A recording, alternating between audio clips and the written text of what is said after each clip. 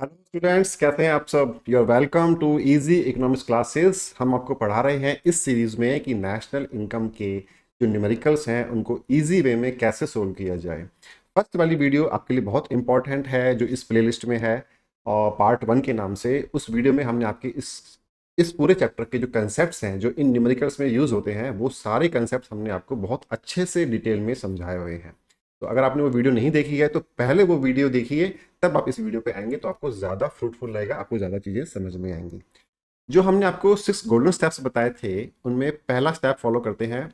सबसे पहले हमको लिखना होता है रुपीस इन करोड़। हमको सेम चीज़ रिपीट करनी होती है जो यहाँ पर लिखी हुई है ना, रुपीस इन करोड़। ठीक है। सेकंड स्टेप फॉलो करना होता है हमको, जिसमें हम लोग लिखते हैं कि हमको चाहिए क्या, हमको निकालना क्या है। तो यहाँ पे लिखा हुआ है calculate net national product at market price. बहुत डिटेल में दिया हुआ है, अच्छी बात है हमारे लिए।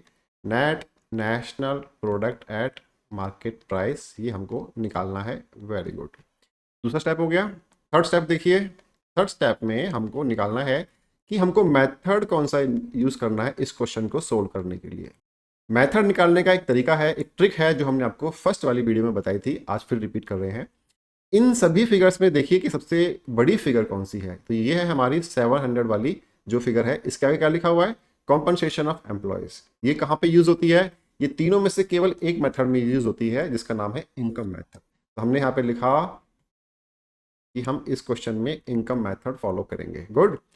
स्टेप नंबर 4, इसमें डिफॉल्ट क्या निकल के आता है इनकम मेथड में, हमको पता ही है, हमने आपको बताया हुआ है। इसमें आता है NDPFC। ठीक है जी। 4 स्टेप हो गए। अब 5वां स्टेप है, हमको NDPFC कंप्यूट करते हैं सीधा। NDPFC उस फॉर्मूले के हिसाब से जो हमने आपको फर्स्ट वाली वीडियो में बताया हुआ है। क्या फॉर्मूला है, बहुत सिंपल है, बहुत छोटा सा फॉर्मूला है। Compensation plus operating surplus plus mixed income. ये छोटा सा एक फॉर्मूला है वहां पर। ठीक है। वैल्यू पुट करना स्टार्ट करते हैं अभी से। देखिए यहाँ पे कॉम्पनसेशन दिया हुआ है क्या, यहाँ पर लिखा हुआ है हमारे पास सोशल सिक्योरिटी। अच्छी बात है, ये हमारे काम आएगी। और कॉम्पनसेशन ऑफ एम्प्लॉयज 700 लिखा हुआ है जी। यहाँ पे एक खास बात देखने की क्या है, अब हमारे को यहाँ पर सीनियर वैल्यू दी हुई है तो हम जूनियर वैल्यू को इग्नोर कर देंगे, कट कर देंगे, इसको यूज़ नहीं करेंगे। यहाँ पर हमको सीनियर वैल्यू दी हुई है तो हम लोग केवल इसी को कंसिडर करेंगे, और जूनियर वैल्यू को हम लोग बिल्कुल इग्नोर कर देंगे। क्यों? क्योंकि जहाँ पास सीनियर वैल्यू है तो जूनियर वैल्यू का कोई हमारा यूज़ ही नहीं है। अगर यहाँ पर लिखा होता ना वेजेस एंड सैलरीज, जहाँ पे मेरा कर्सर है अभी, तो अगर यहाँ पर लिखा होता वेजेस एंड सैलरी तो फिर हम इसको और इसको दोनों को ऐड करके फिर यहाँ पर लिखते हैं। लेकिन अभी हमारे पास सीनियर वैल्यू अवेलेबल है उस फॉर्मेट के हिसाब से, इसलिए हमने इसको जो सोशल सिक्योरिटी वाला जो है पॉइंट उसको हमने इग्नोर कर दिया। प्लस लगाइए फॉर्मूले के हिसाब से। ऑपरेटिंग सिस्टम क्या है देख लेते हैं। ऑपरेटिंग सिस्टम में 4 पार्ट आते हैं ना, कौन कौन से। एक तो आता है रेंट। रेंट कितना है देखिए, रेंट लिखा हुआ है यहाँ पर 100, हमने लिखा 100 प्लस। इंटरेस्ट भी है, बिल्कुल दिया हुआ है 90। ये वाला और ये वाला दोनों हमने अभी तक नोट कर लिया। ऐसे निशान लगा के चलिए ताकि आपको फायदा रहे।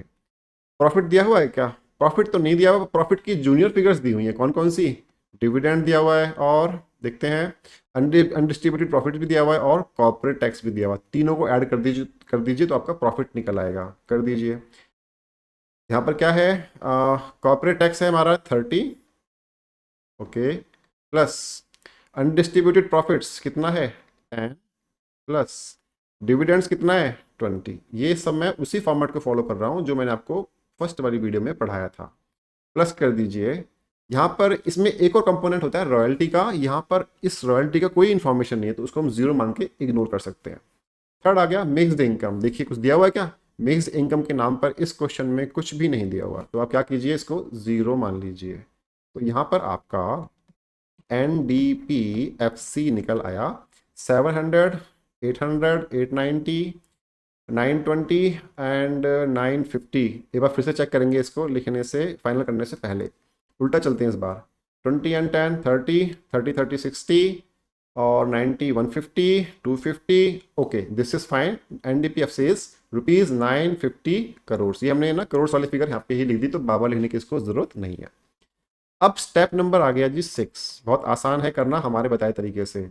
हमको क्या निकालना है, NNP MP लिख लेते हैं। NNP हमको MP निकालना है और क्या दिया हुआ है हमारे पास, NDPFC हमको गिवन है जो हमने यहाँ पे अभी निकाला। क्या चेंजेस करें ताकि ये ऐसा हमको रिक्वायर्ड हो जाए, जो चाहिए हमको मिल जाए, क्या इसमें क्या चेंज करना चाहिए? हमको नेशनल निकालना है, डोमेस्टिक दिया हुआ है, तो क्या बताया हुआ है n इक्वल टू प्लस का, मैंने आपको एक सीक्रेट बताया हुआ है फर्स्ट वाली वीडियो में। तो अगर नेशनल निकालना है तो net factor income from abroad को हम लोग प्लस करते हैं यहाँ पर, ठीक है।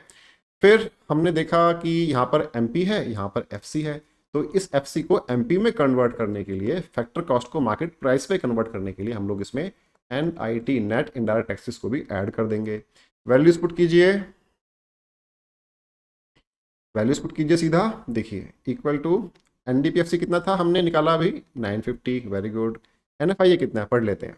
नेट फैक्टर इनकम, यहाँ पे गड़बड़ है क्या, नेट फैक्टर इनकम 2 लिखा हुआ है जी, फ्रॉम नहीं लिखा हुआ। हमने तो फ्रॉम पढ़ा था फॉर्मूले के अंदर, तो हम तो फ्रॉम ही मानेंगे।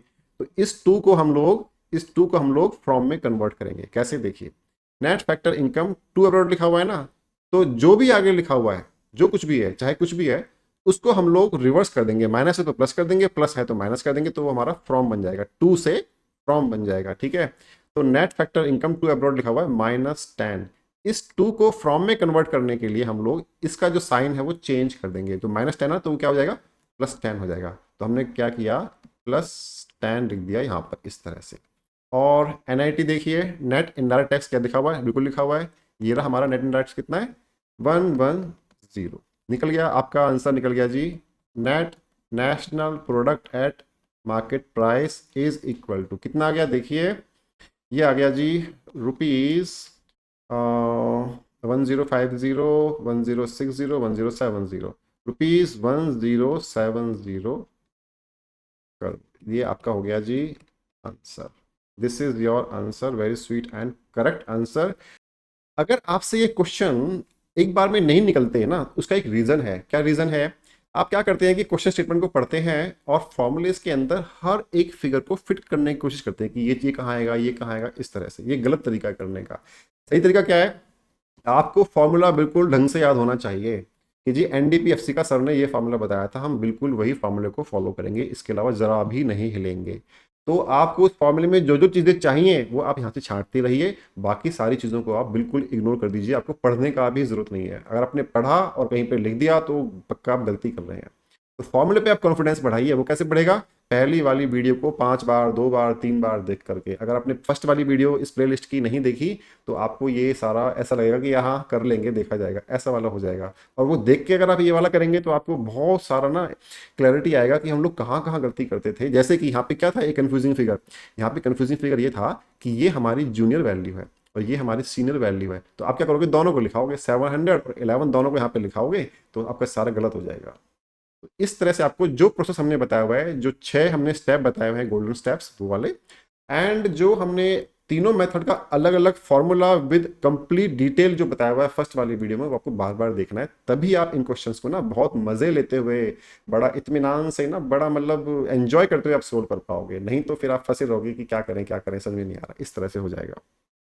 तो हम इस क्वेश्चन को करने के बाद अब आपसे मिलेंगे नेक्स्ट क्लास में इससे थोड़ा सा डिफिकल्ट लेवल के क्वेश्चन के साथ, और उसको भी हम लोग इतनी ही आसानी से बहुत थोड़े टाइम में सोल्व कर लेंगे। ये तो मैं आपको बता रहा हूँ ना, तो इतना टाइम लगता है, अदरवाइज आप करने बैठोगे ना फटाफट से कर दोगे, इतना टाइम भी नहीं लगेगा। वीडियो अगर आपको 10 मिनट की मिली है देखने को, आप इस क्वेश्चन को मुझे समझाना पड़ रहा है इसलिए 10 मिनट लगे, वरना जब आप ये सीख लोगे तो इस क्वेश्चन को करने में आपको 5 मिनट से ज़्यादा नहीं लगेंगे और आपका आंसर हर बार बिल्कुल करेक्ट आएगा। इसमें कोई डाउट नहीं है, ना मुझे और ना आपको होना चाहिए। मिलते हैं आपसे नेक्स्ट वाली वीडियो में एक और ऐसे ही शानदार क्वेश्चन के साथ। तब तक बाय बाय।